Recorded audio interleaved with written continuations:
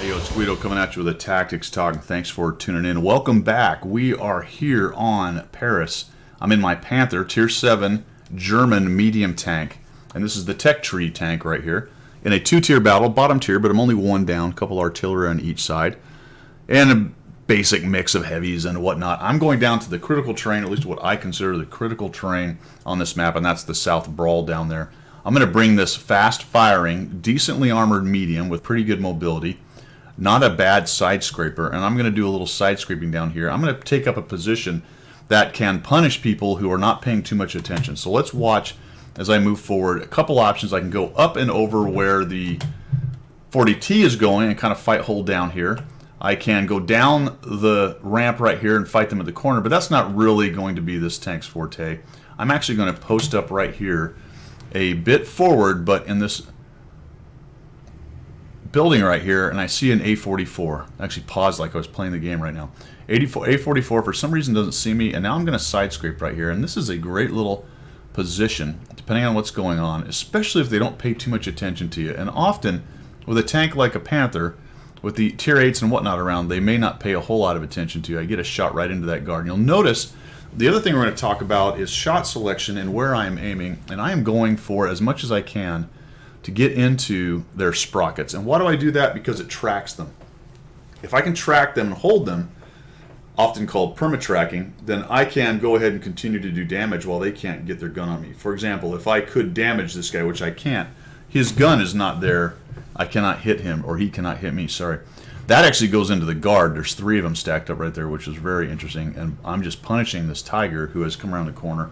And that's why this position is pretty good for that. If they are unaware of you or they're not paying too much attention.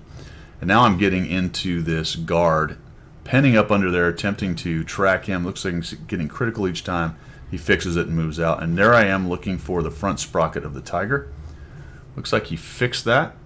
Takes a shot. Try to get in there again. Now I've got him tracked, and you can see his gun is not online.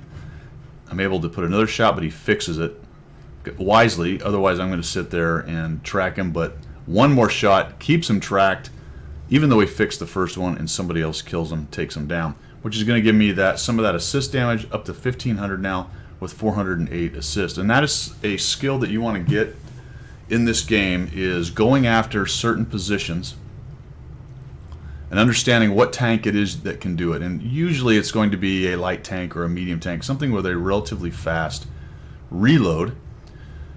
And it also helps that the enemy just sort of doesn't pay attention to you. I'm trying to get into the top of this guy's turret, get over here onto that little hatch right there. Just taking a shot and squeezing back. That one went into the rock. The rock does not care if I shoot it. There's a bounce. Gets a good angle on his turret, but he's really just facing this Oho and the giant derp. So I'm going to come around this way. We've got a Oni up here. I do kind of want to avoid getting shot in the side by this thing with that great big derp. Put one into him. I'm using the Oho as blocking armor, but I'm not getting in his way, right? So I don't want to rub against him or block him from moving around, but I will hide behind him to avoid being shot. That's fine. If he is pushing and you want to hide behind somebody, that's fine as long as you are not getting in their way. Once you start blocking them or rubbing against them or knocking their gun offline, then you're doing it wrong. You're doing it wrong. I don't think anybody begrudges someone else hiding behind them as long as you're contributing to the fight and not getting in their way. So I'm going to move over to the middle. Most of their tanks, it looks like, are all over here at their cap or up in the field. And the field is often a very stagnant fight. It hasn't really gone anywhere. We brought more of our power down to the south and we won. I make a bit of a mistake here. Tactically, I let the HCC know I was there, and I don't really have a way to get away. So I'm going to take a hit for that. I should have faded over here earlier. And now I'm going to work around this way, because walking into a 4202 hold down and a T28 HTC is a good way to make my Panther go away. The other nice thing about this Panther with this long 75 is look how fast the reload is. That helps with the tracking. It also helps with machine gunning down people. However, with the alpha being relatively low, you do have trouble taking guys out and finishing, if you will. See, 125. This guy has over 1,000 hit points. There's another hit, so he's down to 600 or so. There's another hit. The accuracy is fantastic. I thought I might just ram him to death here, but that is apparently a much heavier tank than I thought. So I'll come around here, and I get hit by Artie. Artie hits me from the corner. That's fine. Take him a while to reload. Put another one in there. I'm fixing my track anyway. See if I can kill him. I'm going to move up to the little hatch, but it looks like it goes off his roof at a bad angle. Potential there to fix my track and get out, which is what I did later on. Earlier, after I'd rammed him, I get hit by the 4202. I'm about to eat another shot from the artillery. So I've got everyone's attention here. Let's see if I can get a shot on him, but he ends up dying. I get the spotting. That'll work. That's up to 875 assist damage.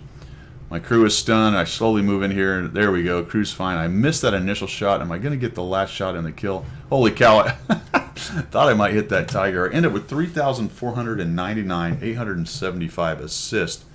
And the whole go after the sprocket thing, either the front one or the back drive wheel, whichever one happens to be the drive wheel, depends on where the engine is. But in any event, either corner of the tank, and try to track them with that shot and do damage. A couple things to watch out for. Some of the tanks, based on the way they're designed, will have the sprocket or drive wheel kind of out from the hole, and you can actually detract them and not do any damage to them. So watch out for that. Also, depending on the angle that you're looking at the tank, sometimes you can detract them, and because of the angle, the shot is not going into the hole of the tank. So watch out for that as well. But the good news is you keep them immobile. Artillery can hit them, and your buddies can hit them, and that's where you rack up assist damage. That's where you limit their mobility so that they cannot continue to fight. You make them burn repair kits, which may hurt them later on. It's just a great idea if you can, and you can get to the right position to go ahead and take those tracking shots, especially if you can do damage. So keep that in your kit bag. 3,499, 875 assist. Guys, thanks for tuning in. There's a little, I think it's an ace tanker for this Panther game. We'll take a look at the stats here in a minute. And that is really all I got. Thanks for tuning in, and keep on subscribing. If you're new and haven't subscribed, go ahead and do so. I really appreciate your support of the channel, and keep on doing it. Tell your friends, tell your enemies, and we will see you.